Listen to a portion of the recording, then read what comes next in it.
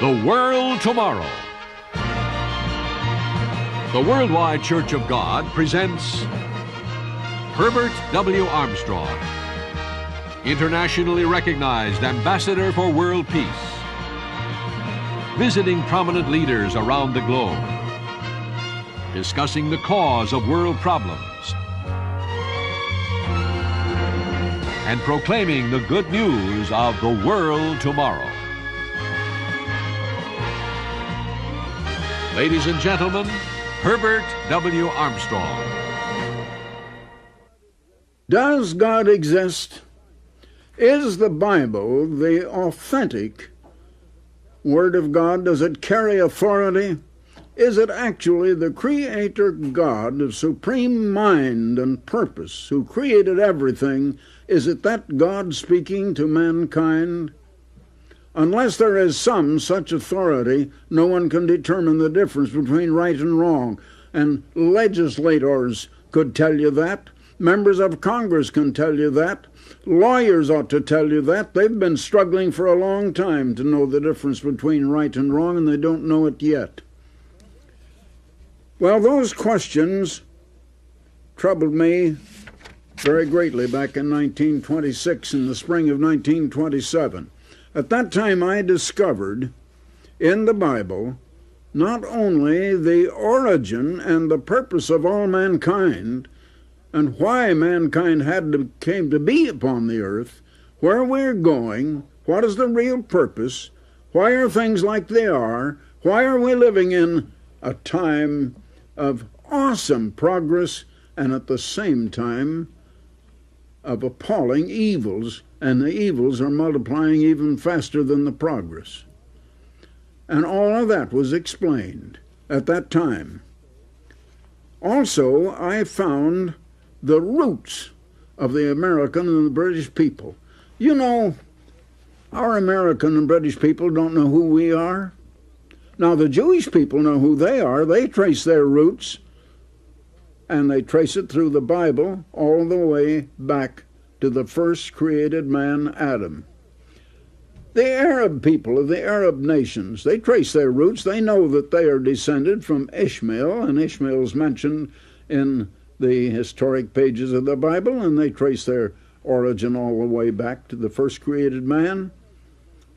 Other nations know who they are, and yet our people don't know who we are. We don't know where we came from. What are our roots? Well, it was the most astounding truth I had ever found in my life, and I found it absolutely proved, and I found that it was an absolute proof of the existence of God and an absolute proof of the authenticity of the Bible, because unless there is a God speaking in those pages written up to 3,500 years ago and has brought all these events to pass, no man could have done it. There is no way.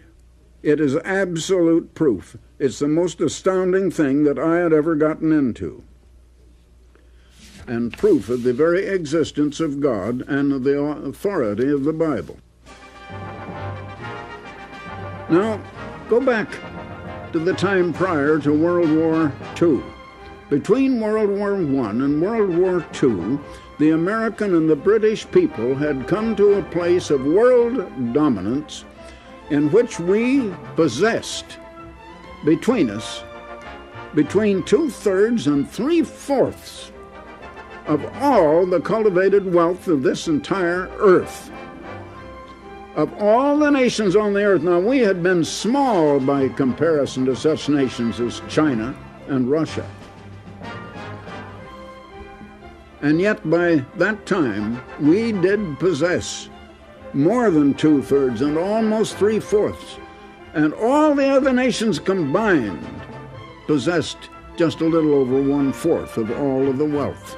Now, prior to the year of 1800, we were comparatively small. We were not then the greatest economical countries in the world and the greatest financial powers. Where did we come by all of that wealth? How? How did it all happen? Now, Let me tell you something I've discovered about the Bible. The Bible is a book of a certain nation. It is the book of Israel, and it's concerned about Israel and only concerned about other nations when they come into contact with Israel. Now, a lot of people didn't realize that, but if you study the Bible, you'll find that's absolutely true. It's concerned about that nation and other nations only as they come into contact with Israel. Now, I found in the Bible some astonishing promises made to Abraham. I think it's well known among so-called biblical scholars that God had promised to Abraham one seed, Jesus Christ, who was to come as the Messiah. Now, the promise of the Messiah was merely a promise of grace.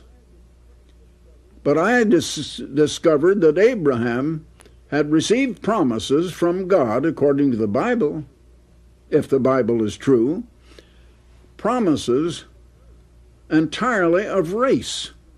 In the 12th chapter of Genesis and verse 1, we read, "Now the Eternal had said, Get thee out of thy country unto a land that I will show thee, and if you do that, and I will make of thee a great nation."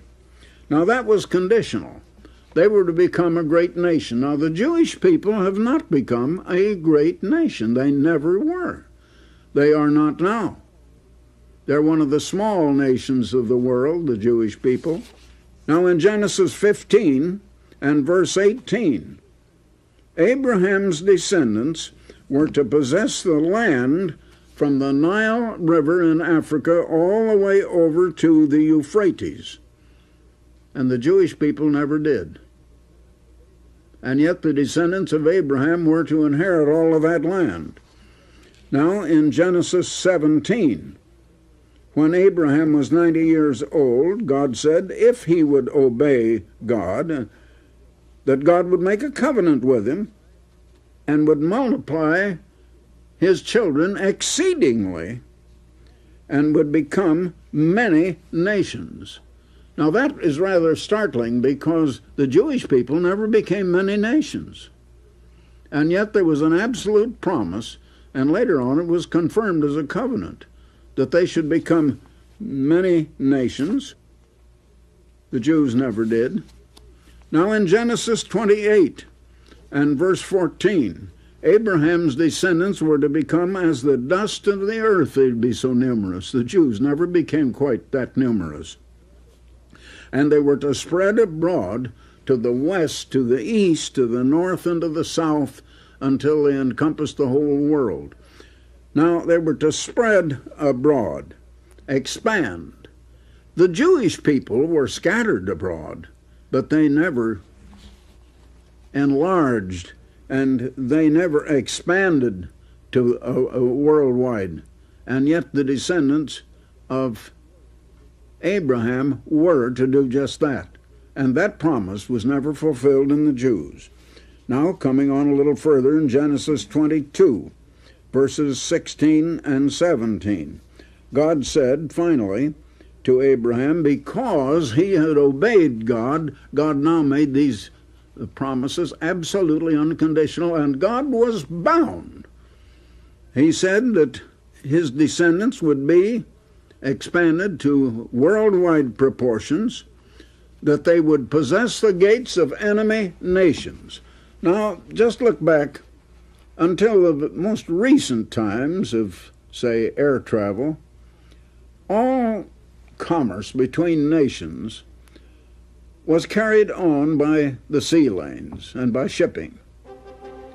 And to possess the gate of enemy nations meant to possess certain sea gates, such as Singapore, such as the Cape of Good Hope, the Suez Canal, such as Gibraltar, where they could stop any enemy nation from going through if they possessed it, Cape Horn, the Panama Canal, gates of enemy nations. The Jews never possessed anything like that.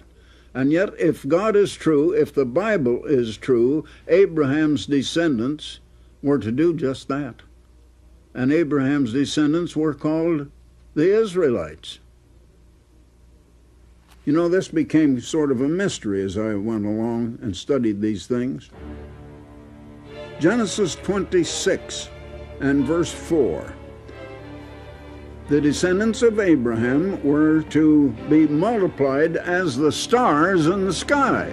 Now, the Jews never multiplied like that. In fact, the modern nation Israel is only just a few million today. And yet the descendants of Abraham were to become as numerous as the stars of heaven, so that you couldn't even count them. And the same promises I just read were made to Isaac. And now we come finally to Jacob, whose name had been changed incidentally to Israel. That's why the children of Israel were all called Israel.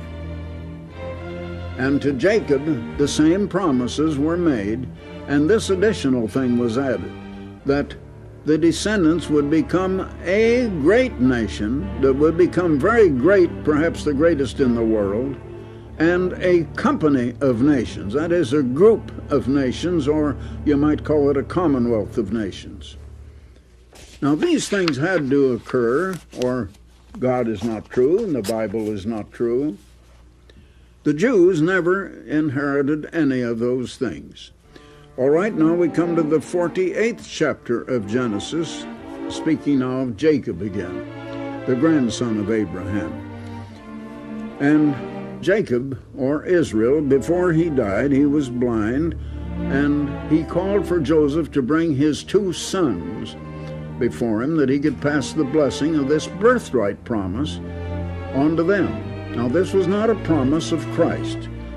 Christ is the one seed. This was a promise of multiple seed in their generations, as is expressed 2 or 3 times in these scriptures.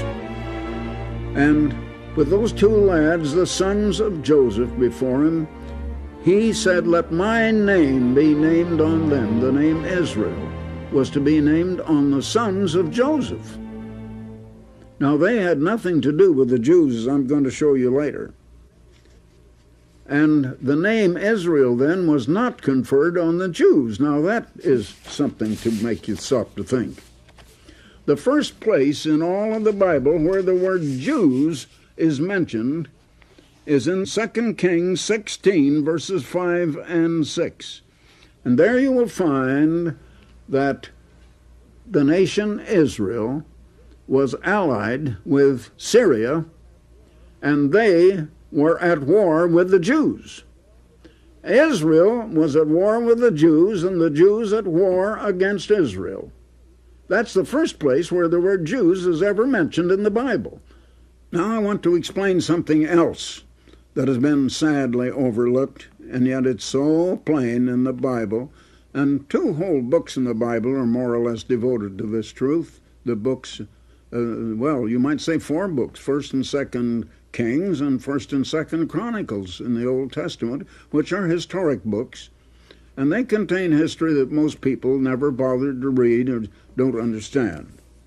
Solomon was the son of David, and he lived in the most gorgeous splendor of any king who had ever lived. He was also called the wisest man who ever lived. He wrote the book of Proverbs. When Solomon died, his son Rehoboam ascended the throne of Israel. And then people came and sent a man who had been Solomon's chief executive, and they sent him to Rehoboam the king and said, "If you will lessen our taxes, we will serve you. If you don't, we're going to elect someone else as king, and we're going to reject you." Well, he consulted first the old men, and they said, "You better take their advice and change if they mean business." Then he consulted the young men. He was still quite a young man himself. And they said, "Oh, tell them where to go to." And so he told them that he was going to punish them with taxes worse than his father ever thought of. So then they elected this Jeroboam as their king, and they rejected Rehoboam as their king. When that happened, the tribe of Judah, one tribe, because Rehoboam was of the one tribe of Judah, Judah seceded from Israel and became a separate nation. Now Benjamin had always been right with Judah, and so Benjamin went along. And they were then called the kingdom of Judah, no longer the kingdom of Israel. And they were then called the Jews, a separate nation from Israel. Now the first thing that this Jeroboam did when he was made king was to change the feast days of the 7th month to the 8th month. And he also changed the 7th day Sabbath to the 8th day, or which would be the first day of the week, or Sunday. Now, at the same time, he rejected all of the priestly tribe, which is the tribe of Levi, because they were the best educated, and he was afraid that they would lead the people back to Rehoboam, the son of Solomon and the grandson of David. And so the Levites went in with Judah and became part of the tribe of Judah, or of the kingdom of Judah. Now, for example, in the New Testament, you read a great deal about the Apostle Paul, but he was a Benjamite, and yet he called himself a Jew, and he was called a Jew. But the rest were not called Jews, and they were at war against the Jews, and they were called Israel. And they had made their capital in Samaria to the north of Jerusalem. The kingdom of Assyria now invaded Israel. Now Israel went into captivity from 721 to 718 BC. And they removed them from their homes, from their farms, from their cities, and carried them as captives up to the southern shores of the Caspian Sea in the land of Assyria. And then they moved Babylonians from Babylon, who believed in the Babylonian mystery religion, incidentally, back into the land of Samaria to the north of Jerusalem. Now, in the days of Christ, the Samaritans were looked on by the Jews as dogs, and they wouldn't have anything to do with them. They had been of the Babylonian mystery religion. Well, that's just a little sideline of history. Now, in the meantime, Judah had not sinned, but later they did. And over 100 years later, Judah was taken out and made captives, but a colony of them went back to rebuild the temple later, and Jews were there for quite a long time after that. But by that time, the Assyrians, with the Israelites, whom they had taken captive, started moving west by northwest. And they had moved westward, with the Assyrians stopping in the land we now call Germany, and the people of Germany today are descendants of the ancient Assyrians. But the Israelites moved on farther west, and they began to expand in population as God had promised Abraham. And they were Israel, and they occupied Western Europe and the British Isles. Now, let's go a little further. I want to read you a prophecy that God had given to ancient Israel before all this happened, back in the days of Moses. It's in Leviticus, the 26th chapter, beginning with verse 2, where God said, "You shall keep my Sabbaths and reverence my sanctuary. I am the Eternal. If you walk in my statutes and keep my commandments and do them, then I will give you rain in due season, and the land shall yield her increase." They would become very prosperous, just as God had promised Abraham. But if you will not listen to me, and will not do all of these commandments, and if you will not yet for all of this hearken unto me, then I will punish you 7 times more for your sins. Now that is after he had said he first would punish them, and if they didn't even then listen, he would punish them 7 times. Now, 7 times are used as a period of time in the Bible. There are 2 different places. I won't have time just now on the air to go into it, but 2 different places that show that a time was a lunar year of 360 days, and each day would be a year being fulfilled. So it actually meant 2,520 years. In other words, God would then withhold these promises from Israel. And remember, they were made now to Israel. Jacob, the dying Jacob, had said, "Let my name be named on them." They were made to Israel.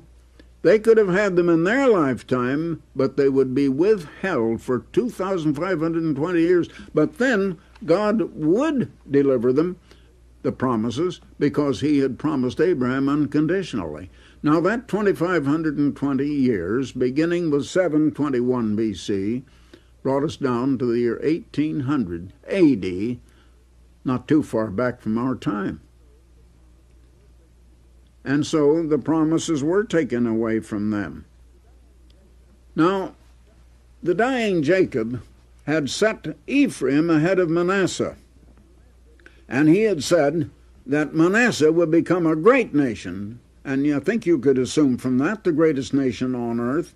But Ephraim would become greater and become a commonwealth, or a group of nations.